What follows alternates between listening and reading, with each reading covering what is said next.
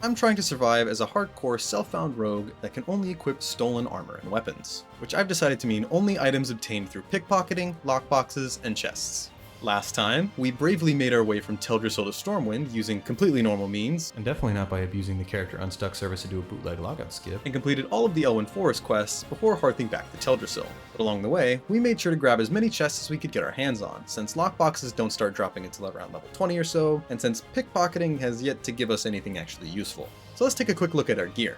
Currently, we're rocking a ragged cloak with 3 armor, a pair of pioneer bracers with 23, ragged leather gloves with 17, a patchwork belt with 8, some worn leather pants with 34, and last but not least, a pair of journeyman's boots with 11, giving us a grand total of 96 armor from equipped items. As for our weapons, in our main hand we have a feeble sword with a speed of 2 and a damage range of 3 to 7, and in our offhand we have a fine scimitar with a speed of 1.9 and a damage range of 3 to 6.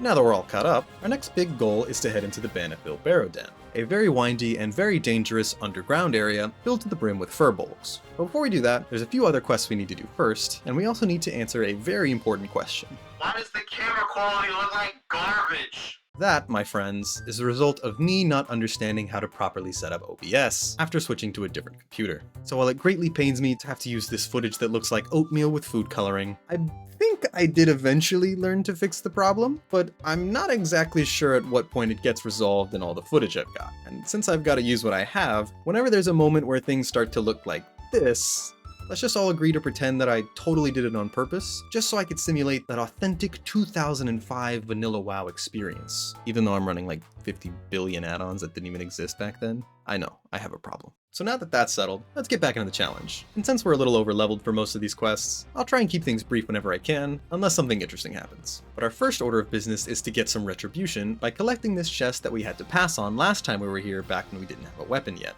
And since these mobs are only level 5, and since we still have the explosive rockets from the shipment to Stormwind quest, we decide to take on all 3 furbolgs at once.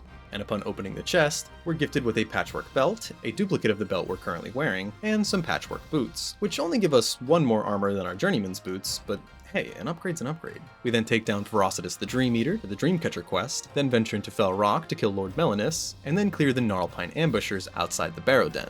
I also finally use our unspent talent point, putting it into dodge because I'm dumb and didn't stop to think about how important gouge is for this challenge, but I think past me will catch on at some point.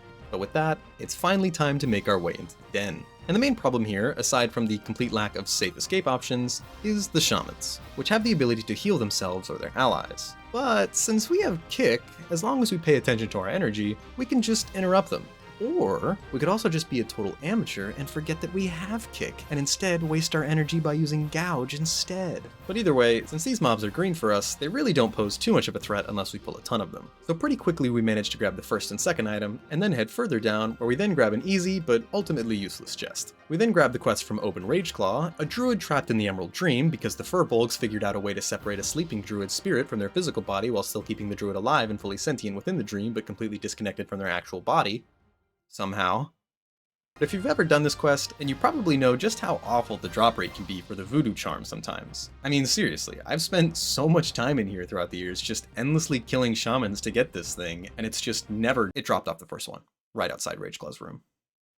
So after turning in the Voodoo Charm, we head down into Greenpaw's room to grab item 3, go further down to kill Rageclaw's physical body, and then grab this chest in the side room, which gives us a patchwork cloak with 2 more armor than our current one. We then stealth up the hall, hit level 14 as we clear the room for item 4, put another point into dodge, for some reason, clear our way back to Rageclaw, and then finally hearth back to Dolinar to turn everything in. We then grab some more moon juice and this weird plant, and clear another camp for another useless chest that only ends up giving us some health potions and peace boon. Seriously, I have so many potions in the bank, I don't need any more of these. Moving forward a bit, we then work on collecting all the Timberling tumors by the Wellspring River, grab one last vial of moon juice, and then get to work culling the harpies in the Oracle Glade, which just so happens to be our next chest farming location. But as we clear out our first chest—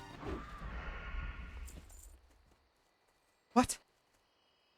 The chest just randomly despawned? Oh yeah, also I have reaction clips now because, well, I couldn't get my screen to record properly. I guess I did figure out how to do separate audio tracks. But luckily, we find another chest not long after that doesn't give us anything good. But then, after finding another weird plant, we managed to grab another chest with the two-handed axe. And since that's a chest from both of the nearby clusters, we go ahead and do the Mist Escort and turn in our Harpy quest while we wait for the respawns. And once they come back, it becomes clear that they were just holding out on me, because not only do we manage to find a worn leather belt with 22 armor, but we also finally get our hands on a shirt.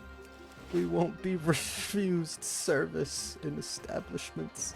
We also got another feeble sword from this chest, which does slightly more damage than the scimitar in our offhand, but since it's categorized as a main hand weapon, we unfortunately can't dual wield them. We then pickpocket Sethir the Ancient for the Teldrassil version of the rogue quest, put Lady Sathra to rest and collect her spinnerets, and then get another grain that we're not allowed to use since it came from a regular drop. And since a lot of you asked, the reason why we're not allowed to equip items from corpses, even though we steal from chests after killing their supposed owner, has nothing to do with avoiding having to think about our moral boundaries like I joked about in part 1, but the real reason is honestly just because I thought it'd be more interesting this way from a gameplay perspective, since focusing on pickpocketing, lockboxes, and chests encourages us more to interact with these mechanics that we normally take for granted. So I set the rules to focus on these first, and afterwards I applied the roleplay logic surrounding the class fantasy of the thief, knowing that there might be some logical inconsistencies like this here and there. But anyways, we then double back for 2 more useless chests from the Harpies, head back to Darnassus to turn in our quests and to talk to the literal worst archdruid in history, get another Blade of Cunning, and finally train Garrote, which will be our default stealth opener for most single target situations that applies a bleed onto the target. The important part about this bleed though is that while most openers do bonus damage based on your weapon damage, the bleed from Garrote is actually affected by our attack power instead, which doesn't sound great at first since we have yet to find any gear with actual stats on it, but since our weapons are pretty garbage compared to what most people would normally be using at our level, relying on our baseline attack power, which is 84 at level 14, is enough to make this ability actually worth using on any mob that's at least close to our level. And finally, we finish up the zone by hearthing to Dolinar to turn in a few more quests, and then by making our way back to Darnassus to once again talk to the worst archdruid in history because I didn't plan my routing correctly. And since I know I'll get asked this, I know I skipped Ursel and Oakenscowl, and this is because I pretty much never do these quests, because they're really just kind of out of the way of my normal route, and it's definitely not because I was scared of them or anything, which would definitely never be the case because we're not scared of anything.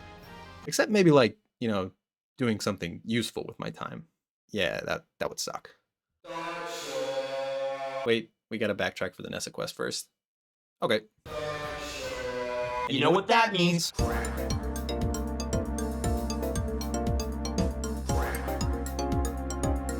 Level 15. Mind the fertile can capture a bear. By the way, do you know what they have in Bashalaran? Other than like more D-tier demons? I get it, like D for demon. Rank 3 chests. Better yet, rank 3 chests that are easily obtainable. So that means that this will probably be our primary chest farming location throughout our time in Darkshore. And as we collect earrings from the Grell, it doesn't take long to find our first one, which gives us... What do we get? Oh, our first green. And even though the stats are pretty useless, it still has 24 more armor than our current pants, and it's green, so obviously it's better. Our next chest was a little less lucky, with the only highlight being a cloth belt that wasn't as good as our current leather one, but not long after, something incredible happened. I mean, we didn't loot anything cool or anything like that, but I finally remembered that I had sap. So we finally start using that to make double pulls much smoother. Moving on to the third chest, we're granted our second wearable green, which just so happened to be another pair of pants, but this time they were cloth with only 23 armor, 2 intellect, and 2 stamina. And while the extra stamina was tempting... Damage reduction 15%, 13.4, that's a whole 2% at this level. Wait, but how much more health is that? 350 to 330, 20 extra health? It's not worth it. We decided to keep our leather ones for the extra armor. And after finishing up the Satyr quest, we move on to the Red Crystal quest, which upon turn-in, just so happens to coincide with the collection of our first gold piece. So yeah, we're basically rich, and that means it's time to forget about all our day ones. And then act like I don't know nobody. And now it's time to move on to ameth'aran, which definitely has to be in the top 10 worst locations with Aran in the name. Fun fact, which isn't actually a fact since it's mostly speculative, but it's theorized that Aran probably just means town in Darnassian, which is the language the Night Elves have spoken for thousands of years, despite the fact that Darnassus was only made like 4 years prior to the events of Classic. Pretty cool, right? What are we talking about? Oh yeah, ameth'aran sucks. So in addition to having a quest with one of the worst respawn timers in existence, there are also just an absolute crap ton of these ghosts everywhere that reduce your chance to hit, and that just so happen to respawn very quickly. And you also have to kill a ton of them because they never want to drop the relics you need for their quest. But if that's not bad enough, there are only 3 chest spawns here, and for some reason, in all of my time playing WoW Classic, I've never actually seen one here. I'm sure they exist, but I'm just gonna assume they're like ghost chests or something like that, and they just like messing with me for some reason. But while we're here, we managed to hit level 16 and finish the area by helping this underleveled warrior kill Anya, the aforementioned mob with the terrible spawn rate, and who just so happens to be this guy's dead wife. And as a reward for putting her spirit to rest, he gives us some of his tears? We then train for the ability Pick Lock, which we can't actually use yet since we haven't done the necessary rogue quest, head back to the red crystal, and then go back to the better Aran to turn in the last part of the quest chain, and to grab a chest that gives us a green bow, which isn't actually useful since there are no forms of ammunition, which needs to be equipped in the character pane, that we can obtain through the acceptable methods of stealing. We then grab another chest after killing some bears and grabbing some water from this very specific waterfall. We then move on to the Thresher Eye portion of the Buzzbox line, grab some turtle bones, and then work on killing some furbolgs. And here's another fun fact that's actually useful this time. As you may know, the Windwalkers here... Is it Windwalker or Windtalker? Hold on. Darkshore Windwalker. Windtalker, okay. As you may know, the Windtalkers here have a Cyclone ability that's basically a 4-second stun that's really annoying. But if you didn't know, you can actually just walk a short distance away from them whenever they cast it to outrange it and completely prevent the stun. We then head back to Aberdeen for some turn-ins. Most people don't know how to make this jump. I am not most people.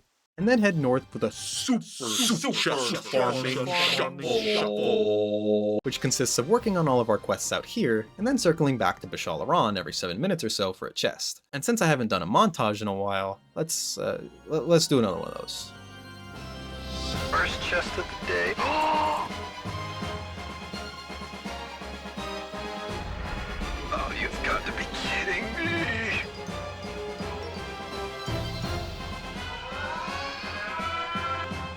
We're fine.